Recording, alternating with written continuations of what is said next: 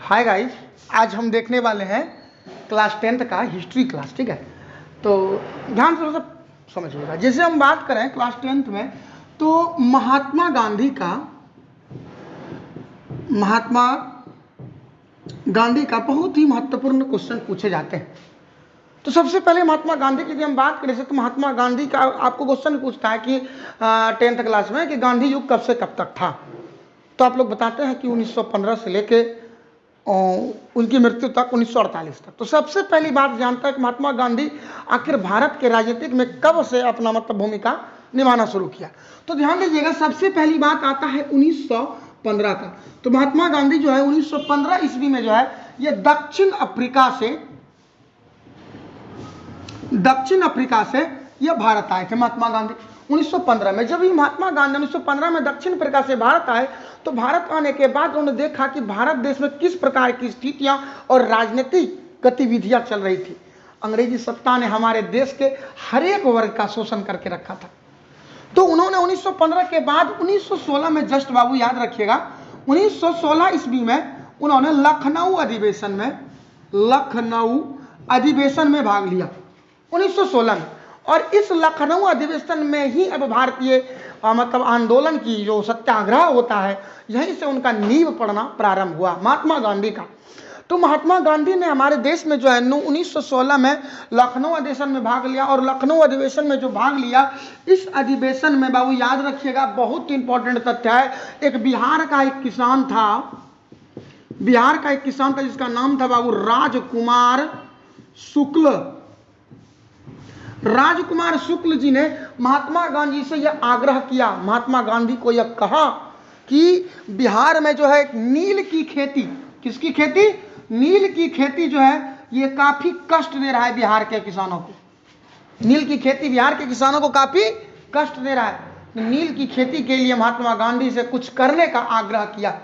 तो महात्मा गांधी ने 1916 के लखनऊ अधिवेशन में ही घोषणा कर दिया था कि हम नील की खेती पर जितने भी प्रकार के अंग्रेज सरकार के द्वारा जो भी कानून व्यवस्था वो चला रहा है, या जो भी नीतियां लगा के रखा है, जैसे कि आप लोग तिनकठिया प्रणाली पढ़े होंगे, 8 क्लास में आता है, या नहीं तो फिर यदि हम बात करें तिनकठिया प्रणाली के बाद की, तो नील की खेती में जो भी प्रणाली थी उन सबको बंद कराने के लिए महात्मा गांधी ने बिहार के किसान राजकुमार शुक्ल से नील की खेती को लेकर ये कहा कि हम 1916 के बाद जो है 1900 मैंने कहा अगले वर्ष जो है 1917 नहीं, अगले समय सत्याग्रह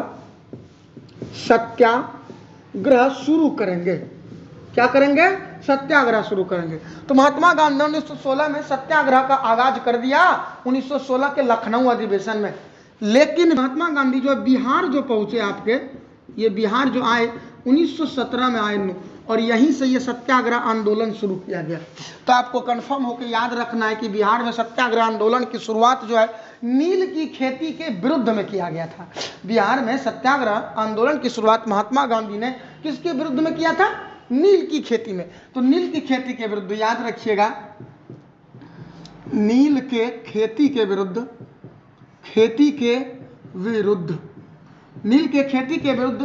भारत देश में जो है महात्मा गांधी ने चंपारण सत्याग्रह आंदोलन शुरू किया।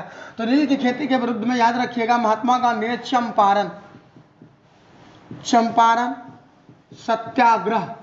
सत्याग्रह आंदोलन शुरू किया। इस बात को कंफर्म होकर याद रखिएगा। अब महात्मा गांधी ने चंपारण सत्याग्रह आंदोलन शुरुआत किया। अब इनको शुरू करने से महात्मा गांधी को शुरू में हालांकि उतनी बड़ी कामयाबी नहीं मिली, अंग्रेज सरकार को भी लगा कि क्या कर लेगा व्यक्ति, लेकिन धीरे धीरे महात्मा गांधी के इस आंदोलन को बिहार के लोगों ने काफी सपोर्ट किया और काफी सराहा, जिस वजह से जो है ये आंदोलन हद तक सफल होता हुआ नजर आ रहा था। महात्मा गांधी के इस अथक प्रयास से नील की खेती पर लगे सारे प्रतिबंध को खत्म कर दिया, तिनकठिया प्रणाली को खत्म कर दिया।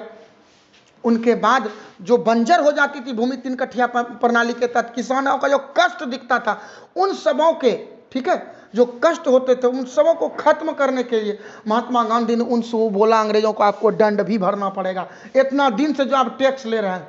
तो कुल उत्पादन का ध्यान में रखिएगा कि कुल उत्पादन का 25% कुल उत्पादन का 25% इस आंदोलन में उसको लौटाना पड़ा था। कुल उत्पादन का कितना प्रतिशत?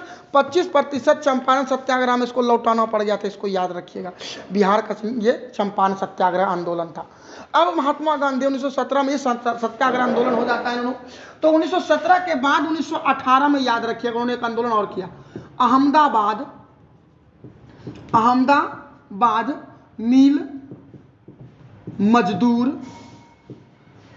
मजदूर का हड़ताल। अहमदाबाद मिल मजदूर का हड़ताल। अहमदाबाद में हुआ क्या था, ध्यान से समझिएगा तो पूर्णतः समझ में आएगा। अहमदाबाद में जो फैक्ट्री के मालिक होते थे, उन्होंने जो मजदूर होता था उन पर काफ़ी अत्याचार करते थे। अब अत्याचार कैसा, जैसे कि कोई मजदूरी कर रहा हो, अब आप जो है मतलब उसके दर को जो है मिल मालिक तय करता था। मिल मालिक यह तय करता था कि किस तरह की स्थिति से जो है मतलब ये किसान जो है, ठीक है, किस तरह की स्थिति कहाँ थे हम, मजदूर पे। मजदूर जो है किस तरह की स्थिति से जो है मजदूरी कितने कठिनाइयों से करता है, फिर भी उनके काम करने का कोई निश्चित समय नहीं था कि आपको 8 घंटा करना है कि 16 घंटा करना है। उनके बाद यदि हम बात करें, ये हड़ताल हो गई। इस हड़ताल के बाद जो है अहमदाबाद के मजदूरों का सहयोग करने के लिए 1918 में महात्मा गांधी आए। महात्मा गांधी जी ने बहुत बड़ा एक योगदान दिया और वहाँ के मजदूरों को एकत्र करके इस आंदोलन का नेतृत्व किया। और मिल के जो मालिक थे उन्होंने उनको एक निश्चित समय दिया कि आपको भैया 8 घंटा काम करना है। महिलाएं जो भी काम करती थी उन सब महिलाओं के लिए भी एक निश्चित समय दिया गया। और दूसरी बात सर, प्रत्येक निश्चित समय पे बोनस का प्रावधान किया गया ताकि बोनस उनको निश्चित समय पे मिल सके। जो मजदूरी था, 1 महीने के तारीख को, रविवार की छुट्टी, ये सारा कुछ मिल मजदूर के खिलाफ जो भी हुए थे, मतलब उनके साथ अन्याय, महात्मा गांधी ने उसको दिलाया। तो याद रखना बाबू, 1915 में महात्मा गांधी दक्षिण अफ्रीका से आए थे और उनके बाद 1916 में लखनऊ अधिवेशन में महात्मा गांधी ने भाग लिया, जहां चंपारण सत्याग्रह आंदोलन का आगाज कर दिया। चंपारण सत्याग्रह आंदोलन 1917 में शुरू किया, किसके विरुद्ध? नील की खेती के विरुद्ध। किसके विरुद्ध किया? नील की खेती के विरुद्ध किया। उनके बाद चंपारण सत्याग्रह को भी सफलता मिली, भारत देश में 3 कठिया प्रणाली बंद हो गया, नील की खेती होनी बंद हो गई। और उनके बाद 1918 में अहमदाबाद मिल मजदूर का हड़ताल। अहमदाबाद मिल मजदूर का हड़ताल 1918 में महात्मा गांधी ने इस पर भी काफी हद तक सफलता प्राप्त की। उनके बाद थोड़ा सा समझिएगा महात्मा गांधी के बारे में कि 1919 में, ठीक है, हमारे देश में कानून आया था, उसको हम रॉलेट एक्ट कहते हैं। रॉलेट एक्ट कहते हैं। अब ये रॉलेट एक्ट अधिनियम जो था ये बड़ा खतरनाक कानून था। बात समझिएगा कि रॉलेट एक्ट अधिनियम जो था हमारे देश में, ये बहुत ही मतलब खतरनाक कानून था। इस कानून के तहत भारत देश में जो है काफी ज्यादा मात्रा में लोगों को गिरफ्तार किया गया था। आखिर ये था क्या? इसका यदि हम मेन तथ्य को समझे तो बात समझिएगा कि अंग्रेज सरकार ने आपके देश में जो है, ठीक है, अंग्रेज सरकार ने आपके देश में जो है कई प्रकार के मतलब कानून व्यवस्था को लागू किया, ठीक है। लेकिन धीरे धीरे अंग्रेजों के बारे में हम भारतीयों को पता चल गया, हम उन कानूनों का विरोध करने लगे। तो अंग्रेजों को मौका नहीं मिल पा रहा था कि भारतीयों को गिरफ्तार कैसे किया जाए, अर्थात भारतीयों को चुप कैसे कराया जाए। तो अंग्रेजों ने 1919 में, याद रखना, ये 6 अप्रैल 1919 को, याद रखिएगा कि 6 अप्रैल 1919 को, कट नहीं रहा, 6 अप्रैल 1919 को जो है देश में आपका रॉलेट एक्ट अधिनियम आया। इस अधिनियम के तहत भारत देश में पंजाब के 2 प्रसिद्ध नेता जो है उनका नाम था सर आपका, एक का नाम था सैफुद्दीन किचलू और दूसरे का नाम था सत्यपाल।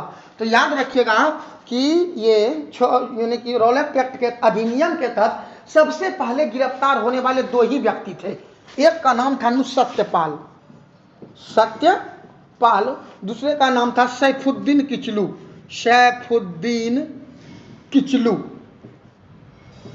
ये सैफुद्दीन किचलू, ये 2 व्यक्ति को बाबू गिरफ्तार कर लिया गया। 10 मिनट से बेसी बात बोलिएगा। ये सैफुद्दीन किचलू को बाबू गिरफ्तार कर लिया गया। गिरफ्तार करने के बाद जो बाबू देश में बहुत बड़े पैमाने पे जो है अब क्या हो गया कि हड़ताल हो गई, क्योंकि बड़े नेता थे, डॉक्टर थे साथ में पंजाब के, तो पंजाब के लोगों ने जो है इनके लिए बहुत कुछ किया है। जो फिर है इस गांधी जी के जो हम नेक्स्ट पार्ट आएगा उनको हम अगले क्लास में देखेंगे, ठीक है। उसमें बहुत सारा भी बचा हुआ है, जैसे कि हम बात करें रौलक तख्त के बाद आपका था असहयोग आंदोलन आता है, असहयोग आंदोलन के बाद फिर सौम्य विज्ञान आंदोलन, नमक सत्याग्रह आंदोलन, भारत छोड़ो आंदोलन, और उनके बाद महात्मा गांधी धीरे धीरे बहुत, तो उनको अगले क्लास में देखेंगे। और थोड़ा सा इनको लाइक किया करिए और कमेंट भी किया करिए, और जिनको जो समझ में नहीं आए, ठीक है, और वो हमको कमेंट बॉक्स में पूछ सकता है, ठीक है। और एक बात का ध्यान रखिए, इस वीडियो को पूरा देखा करिए, तब समझ में कुछ आएगा, नहीं तो थोड़ा सा इन पे फोकस किया करिए, ठीक है। चलिए नेक्स्ट मिलते हैं।